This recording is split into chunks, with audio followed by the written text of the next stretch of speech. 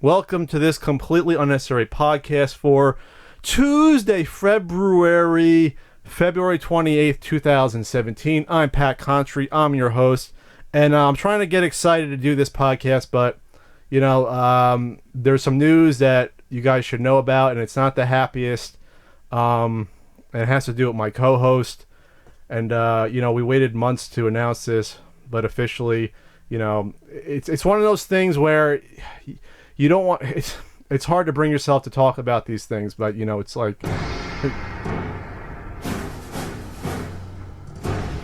What the? What the? Wait a minute! Is that Ian? Is that Ian on the Senior Podcast? My God! In all my years! I never thought I'd see this day! My God! It's Ian on the Senior Podcast! You fucking know that anymore. It fucking hurts.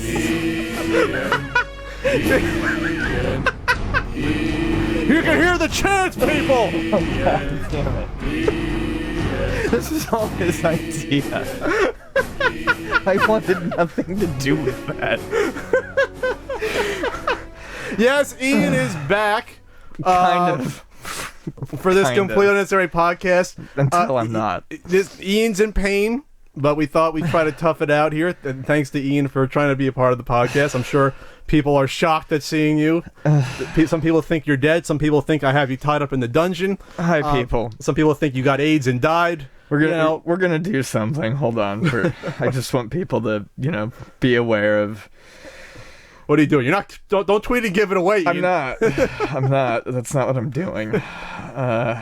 Okay. Oh. February 28th. CNN headline: Trump open to deal on immigration. Okay, there. I read a headline. I read a newspaper. I read a headline from the news. It was fake. There. If someone had seen it and told Pat about that. You're not a CG clone, are you? No. I'm flesh and blood. Barely. Barely. So Ian, we'll be talking about some stuff on the CU podcast. We're going to do a quick Ian fire round of a recap of what's been going on. Mm-hmm. But we'll also be talking about the GameStop Circle of Life program finally ending that I spoke about before. We'll be talking about a Twitch streamer dying after 24 hours. We're talking about also a certain NES Guidebook publisher analytics.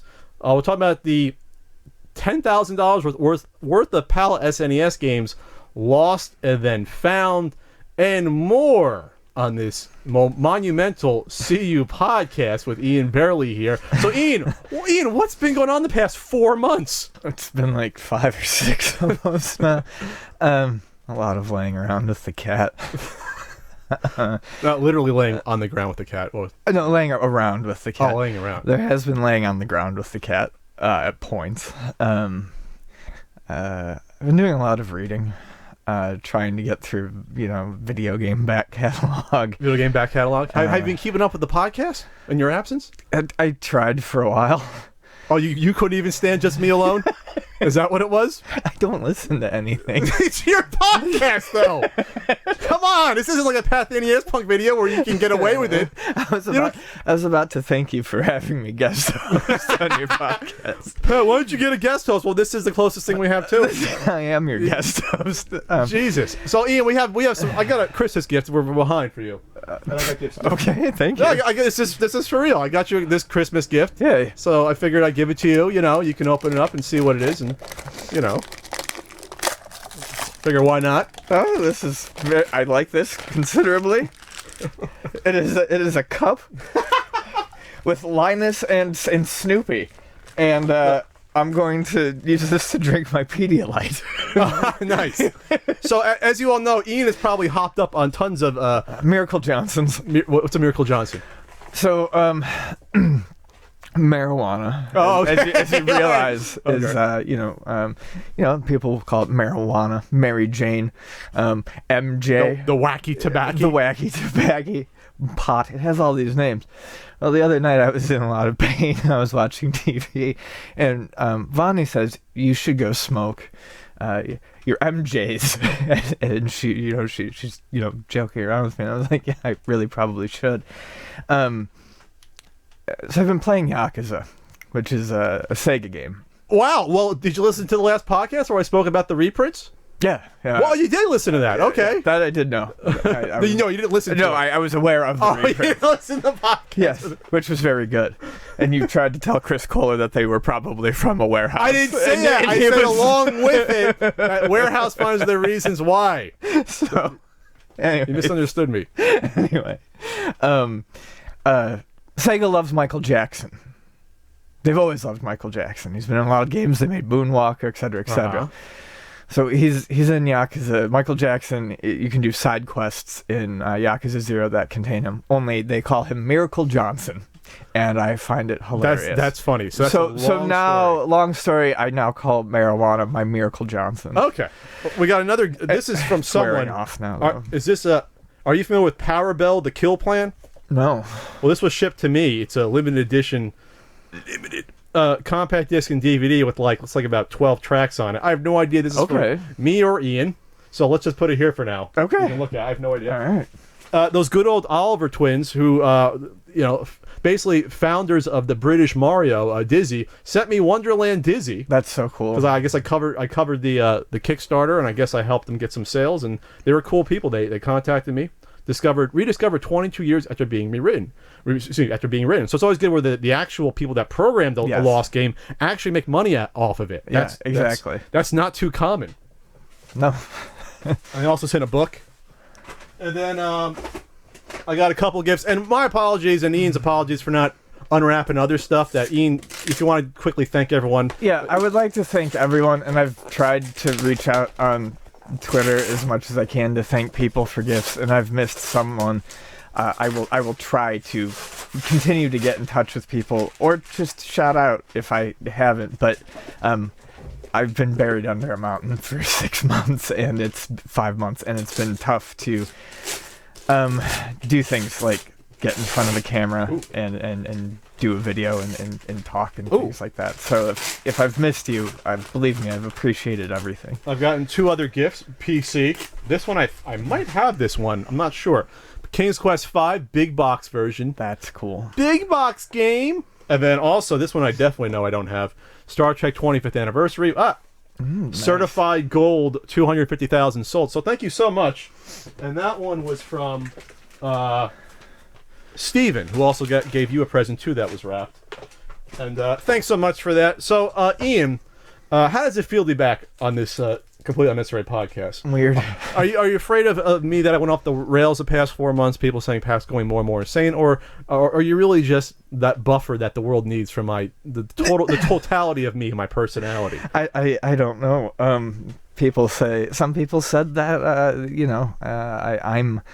I'm a necessary counterbalance, whether they like me or hate me, or that I keep you reined in. I think which I think is funny, because I don't think anyone actually does that, or else I just know how to be split time up more even.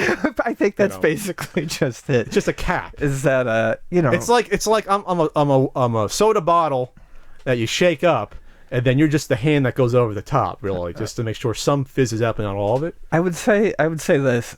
If I was doing my own solo podcast, I would probably go off the rails quite a bit. You would never get to the first topic. You would just talk about your cat for 14 hours. Probably. But so let's just recap real quick, though. In the 4 months, besides a couple of the big ones, what have you thought about? This could be the lightning round edition.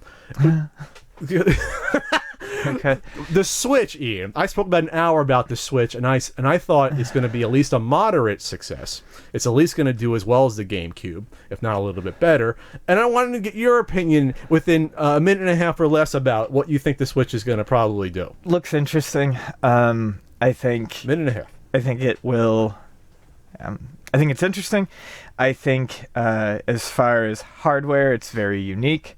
I like the Kit Kat style of breaking it apart.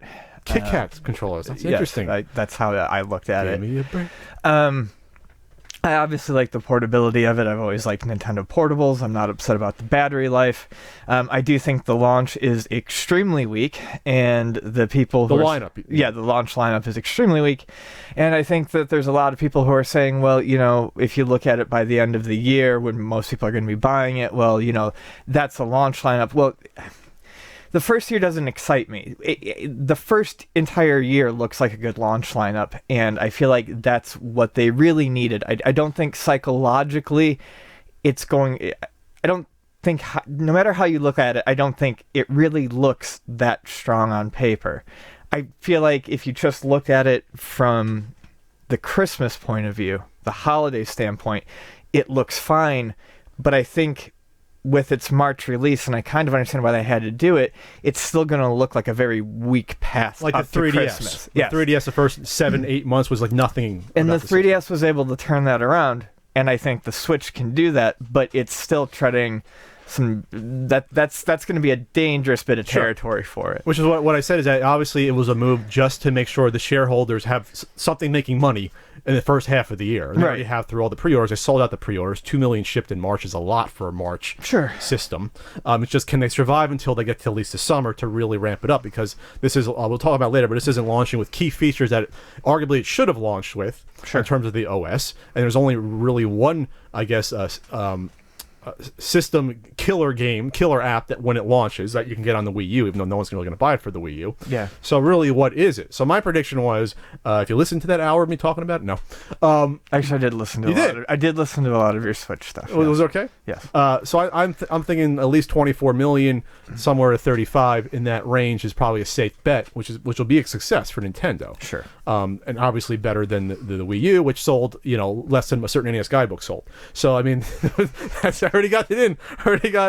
What do you think about the PewDiePie fallout in terms of it becoming more of it's the mainstream media going after a YouTuber, taken out of context, Pat's an asshole. He's an idiot. He's an idiot. He's a fucking idiot. Okay, so I followed bits and pieces of this more closely than others, so I'm not going to rant and rave too long about something. I will admittedly say I don't know too much about it. Make sure you know the context, or people will get on you for that. Yeah. Okay. Context. Yes, got it. I know I doubt he's probably a Nazi. Okay, no, I don't really think he's a Nazi. However, they were idiotic and stupid jokes that were not funny, made by a person who's probably rebelling against his child star years. Okay, I called him like Dana Plato, I think. Yeah, it was dumb. And to not expect repercussions from doing that when you're sitting at the top of that large pile. With the target on your back being the largest star.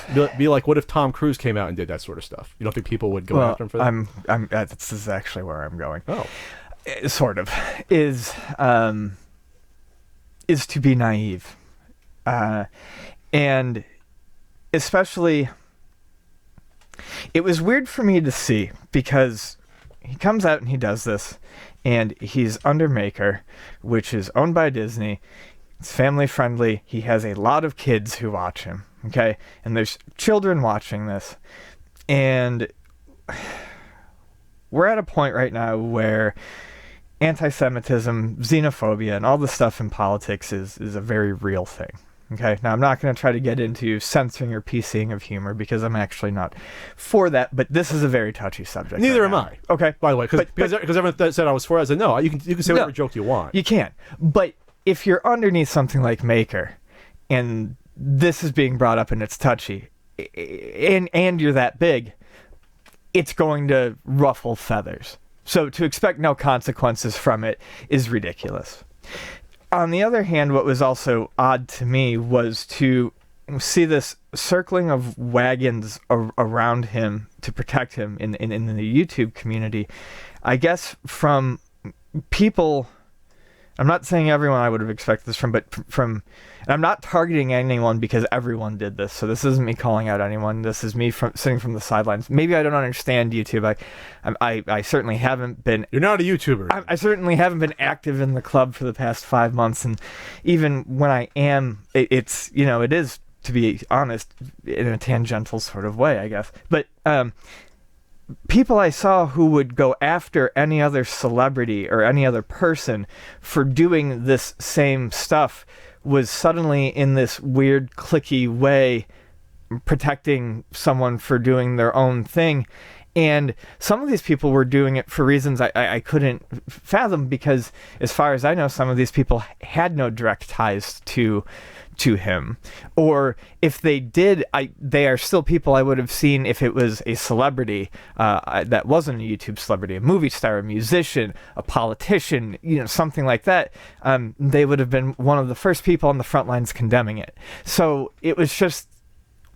You're saying they picked PewDiePie as their hill to battle on. It was just very odd. It was odd seeing YouTubers that I think would either not excuse the behavior, or at least in the past would condemn such behavior, either being silent or getting attacked if they even agreed that, hey, PewDiePie, you can do whatever you want, but I thought the jokes were stupid and went too far. Like Jacksepticeye, a guy that he personally knew, came out and basically said the similar things that I said, where he should have expected Disney to come after him. The jokes went too far. You should be more careful when you're on top. But you can do whatever you want, and I don't think the guy's a Nazi. He says that and gets so much blowback from not just PewDiePie fans, but quote-unquote in general YouTube fans, including people like Keemstar trying to say, well, you stab PewDiePie in the back. This is the mainstream media going after a YouTuber. And it's just like trying to make it a bigger thing versus a guy who's just an amateur comedian by his own admission, telling jokes that didn't hit the mark, and also telling the same joke multiple times and not hitting the mark, at least to me. Right. And they're fucking shit jokes. I thought it was funny, and we'll just leave it here. I thought it was funny that Philip DeFranco, who supported PewDiePie greatly on this, and I think has sort of a slanted sort of skewing perspective on this, because he sees himself as a big YouTuber where maybe the mainstream media can come after him. But he was on the Joe Rogan podcast trying to explain it, and I don't think either he left out key details or he himself would be ashamed to say he was backing up PewDiePie, because he mentioned basically the biggest things were the 2 Fiverr jokes. You can say what he wants about, when he bought the German uniform, he was parroting the fact that, they're going to think I'm racist no matter what. But the Fiverr jokes is what really got him in trouble. The first being the sign that said death to all Jews that he had made. I don't give a shit if it was tagged with subscribe to Keemstar. Does that mean you can tell any joke you want and just tag it to someone else and it's okay? It doesn't make any sense. And that's what people like H3 I thought were totally wrong and off the rocker about a perspective like that. But then the second joke, which was hiring someone like Jesus to say Hitler was right, he didn't do anything wrong, and he's sitting on the right hand of God. Philip DeFranco failed to say that to Joe Rogan. Like, he kept that out of it. I think that might have maybe persuaded Joe Rogan to think about it in a slightly different way than, they're just attacking PewDiePie, taking it out of context. He could have pushed him to the point where maybe, this guy shouldn't have done it to this extent. And it was going to come down on him, unless he's making a much greater point than just hiring people to make shitty anti-Semitic jokes. So when Philip DeFranco brought up, he's like, then he hired this guy dressed up like Jesus who said something, but didn't actually say what he said, which is very telling, either consciously or subconsciously at that point. So obviously, politically, I have far more I could say about it, but on the non-political level, that's my fucking feeling on it. It's just. He's an idiot. So, there. Will the Switch be a success? Probably in year 2. And PewDiePie? A dumbass. Real quick, we were stars at the New York Toy Fair app game, mobile game. Oh, that's... Yes. On a lighter note. That's great. You enjoyed that? Yeah, that was... And then good old Mike Kennedy came back to trying to do a Patreon to get his retro magazine back up. And he had it at like $9,500 a month to do one issue. And now he cut it down to like $4,000 to do an issue, which I don't know what that tells you, Ian. What does that tell you? It tells me he's a fucking liar. Okay, then. On to the main topics of the show. All right.